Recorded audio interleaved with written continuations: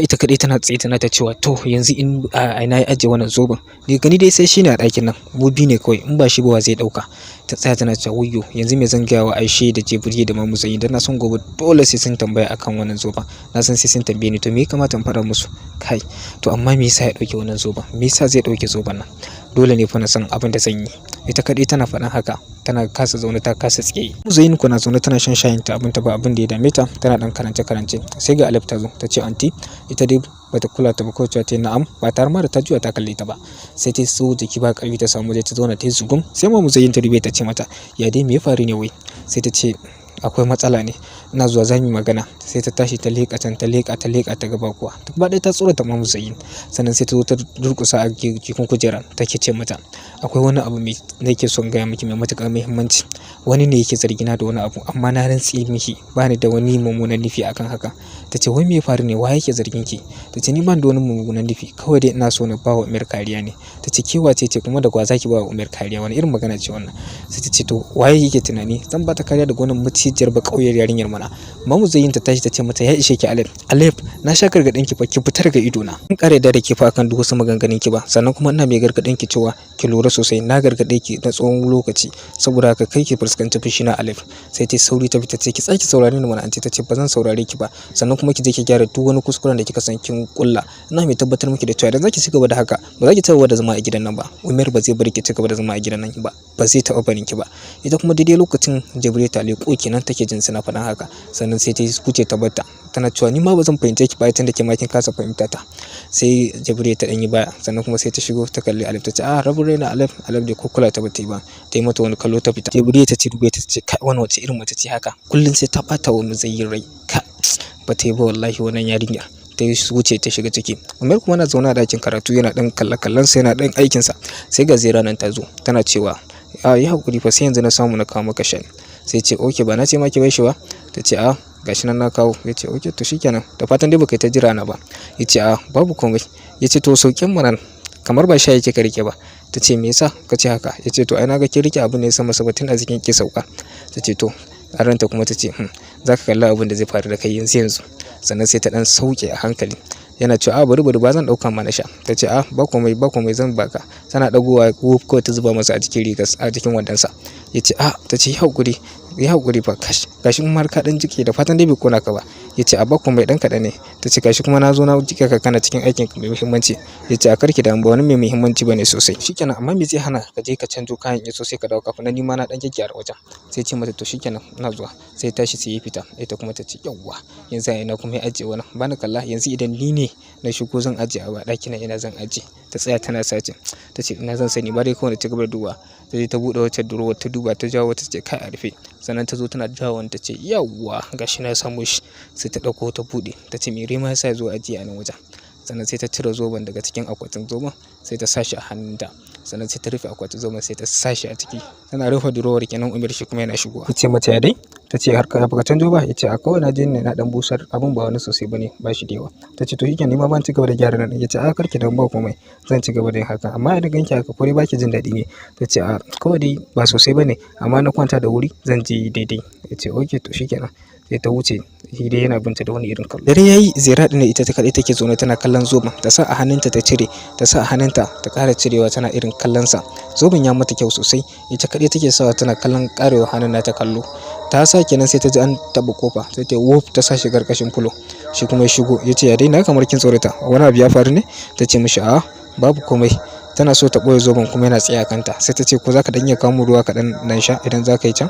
Sai ce to ba komai. Sai tashi ya je ya ɗauko ruwan, ya zo daidai ya ɗauki kofi ya zuba mata, ya ce mata ga ruwan. Sai ta karba sai ta sha. Sai mata za ki ƙara ne? Sai ta ce na gode, wannan ɗin ma kawai ya isa. Nan kafin nan dama juya da ya ɗauko ruwan kuwa ita kuma da matasa zoben ta rufe shi a durwa. Da ya koma zai kwanta ta ƙara rufe durwa sannan ta kashe wuta. Sai ta koma ta kwanta. Shi dai kaɗai ya zo zauna yana cewa ina neman wata dama dai da zan baki zoben nan, amma ta haƙi ta bani wani daman da zai bani ƙarfin gwiwar bayanta. Kawai yar ƙaramar dama nake nema, yar dama kawai.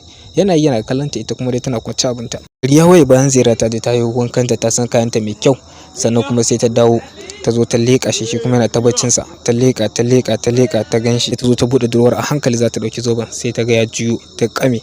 can da ta lura dai baccin ne yayi bacci, sai ta zo ta buɗe durowar a hankali sai ta ɗauko zoben sidaf sai ta gudu. Ita kuma Mamu Zayyinu kuwa tana tsaye abun tana tunaninta, sai ga Aisha ta zo da saurinta inda ta same ta ce ina kwana mama, ta ce mata lafiya lau, ya ce Aisha rabuwa kin kalli Alef, ta ce a gaskiya ban ganta ba, sai ta yi shiru, sai ta ce ya dai kina lafiya kuwa, ta ce a lafiya lau, kima kina lafiya, ta ce lafiya lau. Sai ga nan Jibril ta zo ta ce ga nan kofin ku ya iso, ku suka karɓa cikin farin ciki, ta ce a sha lafiya. Suna ce ta ce mata Jibril kin kalli Alef, ta ce na kallanta da sassafe sun fita tare da Mat. Ai Alef tana aiki tukuru sosai, ko fuska ta ka gani zaka ga cewa alamar akwai aiki. Ina wannan hira kenan sai ga Zira ta zo tana leƙa ta ce ina kwanan ku, suka amsa mata cikin fara'a. Ta ce muna da lafiya da kyakkyawar yata. Ni fitan jiya da aka magana akan zo bana bakin nan ba hankali na bai kwanta ba dan ban samu bacci ba ma sosai. Mu gani Zira da ita dan leƙa sannan sai ta dago sai ta nuna musu ta ce kai amma matukar kyau. Ashe ma da Mamu Zayyin su ma karasuwa suka yi kusa, suka zo suka gani suka ce kai amma gaskiya zoben na yi kyau. Ashe ta ce gaskiya yana iya zabo zobe. Ita kuma Zayyin ta ce kai kin ga yadda ya zauna miki a hannunki kuwa, ta ce gaskiya zoben nan yayi matukar kyau. Sai ta ce musu tai nagode. Jibril ta ce daga yake da yake ya tsinta dogaye ne, kin kalli ko yanda yayi mata matukar kyau kuwa, kai amma gaskiya ko zaki dan bana dan gwada na dan saka, ta ce a sosai ma kuwa.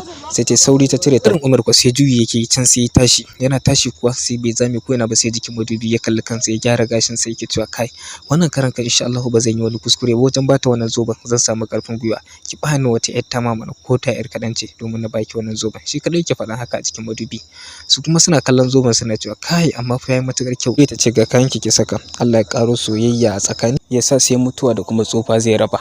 Tana faɗin haka ta bata zoben nata. Su dai sai kallanta suke, Zira ta tsirgu da irin kallanta da suke haka kunya ta kama ta, sai ta sauri sai ta juya ta ce musu ni kan zan tafi, ta tafi ta bar su. Su kuma suka kuma suka ce to mu zauna mana, har ma mu zayin take cewa ya kamata fa a ce wajen swimming pool din na dan dasa masa bishiyoyi haka ko kuma fulawoyi masu kyau. Kowa ke gani Aisha suna hirar su suka samu waje suka zauna. Ta ko Zira bata zame ko ina ba sai ɗakin karatu, inda ta yi sauri da saurinta ta leƙa ta ga baya baya alamar zuwansa, sai ta sauri ta je ta ɗauko wannan akwatin. Ta buɗe akwatin kenan za ta sa zoben, sai Omer ya zo shi ya kama ta kaf da akwati a hannunta za ta saka zoben a ciki. Wata yar karamar dariya ta kusa subuce mata. Ita kuma Zira cikin kikina take cewa dama sai dan tsare sai zo ce mata ina kwana, ta ce an tashi lafiya. Sai ce mata ake sauri mana yunwa nake ci wallahi, sai ki ga mama Hadiye ta yi ta sauri ta kamo abincin mana da wuri yanzu a kawo mu da Allah. Za ta yi magana ciki dan yi sauri mana ki je ki, ta ce musu to, sai kuma ta fita. Tana fitowa ta ce wayyo Allah wani irin abu ne ya faru haka, ya kai na furi ya kama ni, kai yanzu zai tsammani ko na zo na ɗauke shi ne, gaskiya ya kamata in je in gaya masa dalilin da yasa. Sai ta za ta koma sai ta ce to yanzu kuma in je me zan ce masa. Ko Omer wata dariya mai sauti yayi, ya ce tab lalle wannan kamuwar kan ta yi, sai yi dariya. Ita kuma direct kitchen din ta nufa. Hadiye ne a kitchen can, sai ga nan Jibril din ta shigo. Jibril ta ce mama Hadiye ya akwai wani abu da zan taya ki, kana takura miki, kin gani na kusa kammala komai da komai. Ta ce haba wani abin takura, ba na taya ki yanka wannan din. Sannan sai ta dauko ta fara taya ta yankawa, take cewa yau Alif ta ƙara ɓata wa Mamu Zayyin rai. Ta ce to, ta ce na kalle su ma suna ta magana. Sai mama Hadiye ta ce yauwa shi yasa na kalli yau tana fushi. Ta ce kwarai ai yarinyar nan gaba ɗaya ta takura Mamu Zayyin, ta hana ta sakat. Ga ta nan dai Mamu Zayyin ba ruwanta, tana da fara'a da son mutane, amma kullum wannan yarinyar sai ta ringa sa ta fushi. Kai ta ce ai abin ba daɗi. Can sai kuma ta ce kar fa ki ce ki ni na faɗa miki na gansu tare, kawai da ki bari nan kusa komai zai fito fili za ki ji. Sai ta ce sai ta dariya ta ce a ba komai. Sai ga nan Zira din ta shigo, ta zuwa gaishe su ta yi, sai suka ce Zira barka da shigowa. Suka amsa musu cikin fara'a, take cewa ya dai mama Hadi an kusa kammalawa ne. Ta ce mata an kusa kammala yanzu ma shirye-shirye nake yi. Ta ce okay to shikenan ai sauri dai a dan kammala, Allah sa saura kaɗan. Sai ta ce amma akwai wani abu da zan iya taya ku da shi ne. Ta ce a ba komai. Jibril ma ta ce a ba komai gashi nan ta kusa kammalawa, ni ma gani nan ina dan tattaya ta wasu ayyukan, ba komai karki damu, ko dai yunwa kike ji. Zira ta ce a ba ni bane. Sai ta ce na gane, wato mai gidanki ne Umar ke jin yunwar kina. A to ba ya sauri a kammala yanzu za a gama. Ta ce to shikenan ni na gode zan koma ɗaki na. Ta ce tana fita Jibril take cewa yarinyar nan ta haɗu, tana da matukar kyan hali, ga gaskiya yarinyar nan tana da kirki sosai. Ina ma a ce Alif za ta koyi da ɗabi'unta, da ba ta ringa ba wa Mamu Zayyin ciwon kai ba. Sai ta dai dariya ta yi sosai. Hadiye ta ce Jibril kenan. Kamfani ne Alif kuma ta shigo ta tuska Nihat, take ce masa Nihat ina Mat, ya ce mata baya nan. Ta ce okay dama ina son gan shi ne saboda na kalli yau kamar bai jin daɗi, watakila akwai wani abu da ke damu ina so mu tattauna akai. Ya ce ba zai rasa nasaba da yanayin babansa ba, saboda yanzu aka ma ya tafi police station, watakila akwai wani abu ci gaba da aka samu a kan mahaifin nasa. Ta ce okay za ta magana kenan. Sai ga Mat din ya dawo, ya ce abokai farin ciki komai fa ya riga ya kammala. Hilmin masu yanzu yana inda ya dace da shi, yana prison. Ta ce kai amma na ji daɗi fa sosai, ka sanar da Umar in ji Nihat. Ita kuma Alif gaba ɗaya ta ƙore ido. Nihat kuma ya tsaya yana ƙare mata kallo. Sai ma da ya ce mata ya dai, ta ce a ba komai, gaskiya na yi farin ciki sosai, ba ni ɗan je ni ofishina ɗan huta. Ta wuce. Ya ce kai ba kira Umar in ji Nihat. Sai ya ciro wayarsa sai ya kira Umar. Shi kuma Umar yana ɗakin karatu, shi yana kallon zoben hannunsa, yana ta murmushi, yana tuna lokacin da Zira ya ganta da wannan akwatin zoben a hannunta. Shi kadai sai yake dariya, sai ga kiran waya shigo, sai ya daga. Yana dagawa sai Nihat ya ce mishi kyakkyawan labari, ya ce masa ina jin ka. Sai ce ba dai in ba Mat tukunne ya faɗa maka. Sai ba Mat yana karba sai ce masa abubuwa fa su riga sun zo ƙarshe. Hilmi Limas yana inda ya dace da shi yanzu, yana cikin prison. Ya ce kai Mat, na ji daɗi, na gode sosai, insha Allah za mu tabbata bai fita ba, na gode da komai da komai Mat. Sai kashe wayan, shi kadai ya samu waje ya zo a ofishinta. Ita kadai tana cewa kai gaskiya yanzu an kama shi, wayo Allah na shiga uku, na san dole zai bada sunana, akwai bukata na tafi kafin a ce ya fada sunana kawai na tafi. Tana ta ce yanzu kuma tafiya zan yi, na tafi na bar komai kenan da yake nawa, na bar wannan gidan, na bar Umar, na bar rayuwar da nake a gidan nan, wayo Allah yanzu ya zan yi, kuma ban da wani zaɓin da ya wuce haka. Sannan sai ta buɗe jakarta tana sa wayanta, sai gane Hajiya ya shigo, ce mata tafiya zaki ne? Ta ce zan je gida ne, bana jin daɗi. Ya ce okay yayi. Ta fita abinsa ta bar shi a option, shi kadai yana na tsaye. Kuma Zira hankalinta ya kasa kwanciya, tana cewa dole ne fa in je in ga masa dalilin da yasa na dauki zoben nan, saboda ban san wani irin tunani zai yi ba, gaskiya dole in je in faɗa masa. Sai ta kama hanya za ta je ta, sai ta kaɗu da Alif. Alif ta shigo, ita kuma za ta wuce ɗakin karatu. Sai ta ganta gaba ɗaya a yanayi mara daɗi. Ta ce ya dai Alif, kina lafiya kuwa? Ta ce mata hakan yana da muhimmanci a gare ki ne? Ita dai bace mata komai ba, sai ta wuce. Ita ma ta wuce kawai ta je za ta shiga kenan, sai ta kai kitibus da Umar.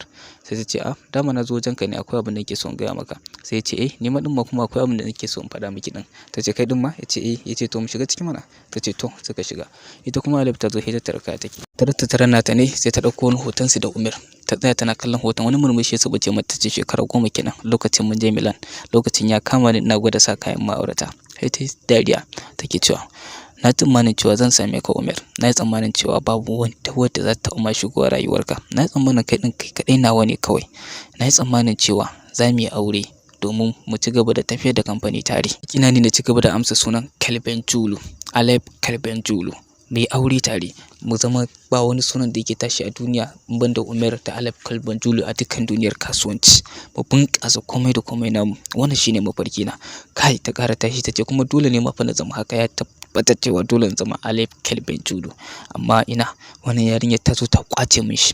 Ta tsaya ta kalli kanta a madubi, ta ce wannan abun kunya ne, abu ne wanda mai wahalar yiwuwa a ce wai ni Alep na sha kai a wajen wani bakauyar yarinya. Dole ne na je na same shi, na yi magana da shi, duk abin da zai faru sai dai ya faru.